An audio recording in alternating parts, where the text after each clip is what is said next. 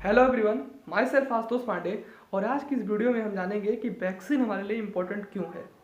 आप में से बहुत सारे लोग इन सारी चीज़ों को समझ रहे हैं, पर हमने लगातार वाच किया तो हमको पता चला कि कुछ ऐसे लोग हैं जिनके माइंड में अभी भी मिथ है। वो भी नहीं समझ पा रहे हैं कि वैक्सीन हमारे लिए कितनी इंपॉर्टेंट है। तो आज की ये वीडियो बिल्कुल साइंस और फैक्ट पे बेस है। आज की इस वीडियो में मैं with the help of science proof करूँगा या मैं with the help of science आपको बताऊंगा कि वैक्सीन आपको क्यों लगवानी चाहिए।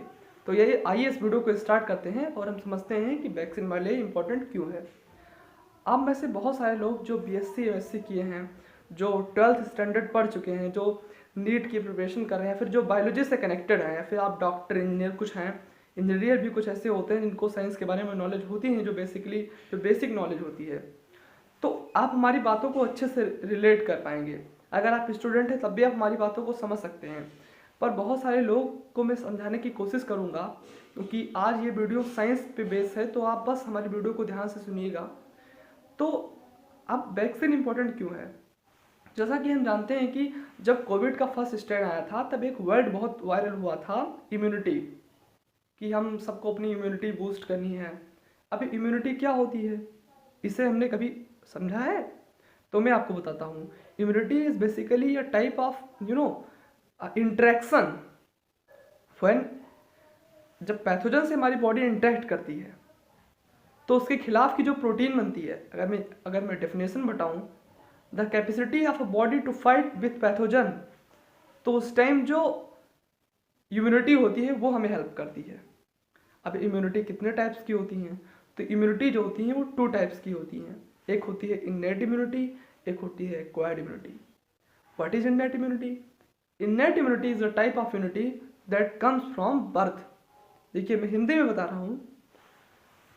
तो जब ये वर्ड वायरल हुआ था इम्यूनिटी, तो बहुत सारे लोगों को नहीं पता था, पर आज गाँव में और शहरों में ये सारी चीज़ें पता है कि हाँ, हमें अपनी इम्यूनिटी बूस्ट करनी है, तभी हम इस डिजीज से लड़ सकते हैं। सब लोगों को पता है।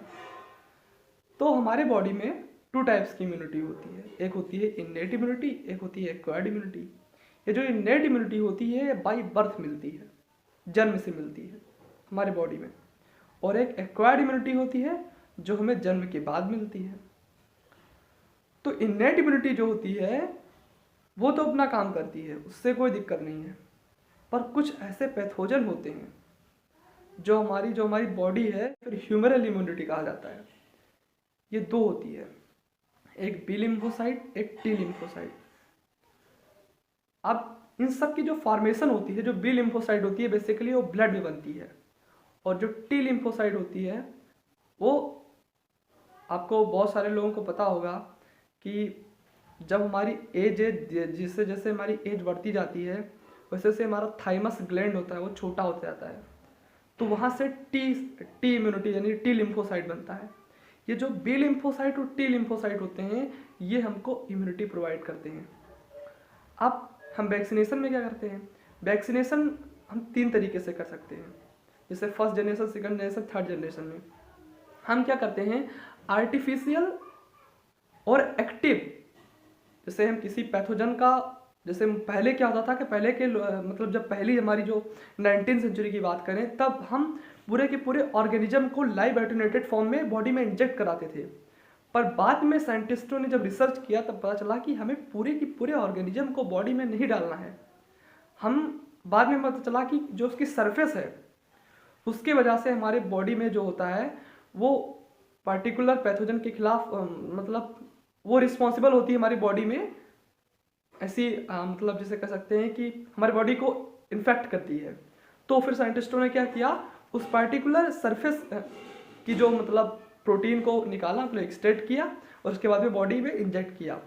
पर अब जब थर्ड जनरेशन में हम पहुंच चुके हैं तो अब क्या हो रहा है, अब हम कुछ नहीं कर रहे, with the help of biotechnology उस पार्ट को, उस जीन ऑफ इंटरेस्ट को निकाल रहे हैं और उसके बाद में हम रिकॉम्बिनेंट डीएनए टेक्नोलॉजी के थ्रू हम बॉडी में इंजेक्ट कर रहे हैं। ठीक है। तो वैक्सीनेशन में क्या होता है, वैक्सीनेशन में जैसे कोई मान लिया पार्टिकुलर स्ट्रेन है, मैं केवल पार्टिकुलर स्ट्रेन की बात कर रहा हूँ, अगर वो पैथोजन हमारे बॉडी में कभी आता है तो वैक्सीन का काम क्या होता है कि पहले तो उसके खिलाफ एंटीबॉडी बनाए और फिर मेमोरी बना दे कि अगर कोई यही पैथोजन लाइफ में कभी आए तो हमारे पास मेमोरी रहे और उससे हम बढ़िया से लड़ पाएँ। ठीक है, तो वैक्सीनेशन इसीलिए इंपॉर्टेंट है क्योंकि वो एंटीबॉडी बनवाती है। कोई भी एंटीजन है आता है तो हमारी बॉडी में एंटीबॉडी बनती है और उसके बाद में मेमोरी भी बन जाती है कि फ्यूचर में अगर कोई भी ऐसी स्ट्रेन आती है या फिर कोई ऐसा पैथोजन आता है तो उससे लड़ने के लिए हम कैपेबल रहें। तो hope you will understand all this thing and thank you very much for watching us. और प्लीज़ वैक्सीनेशन कराएं, वैक्सीनेशन बहुत ही ज़्यादा इंपॉर्टेंट है और आप लोग एजुकेटेड हैं तो आप लोग इस पर ज़रूर ध्यान दें। Thank you very much.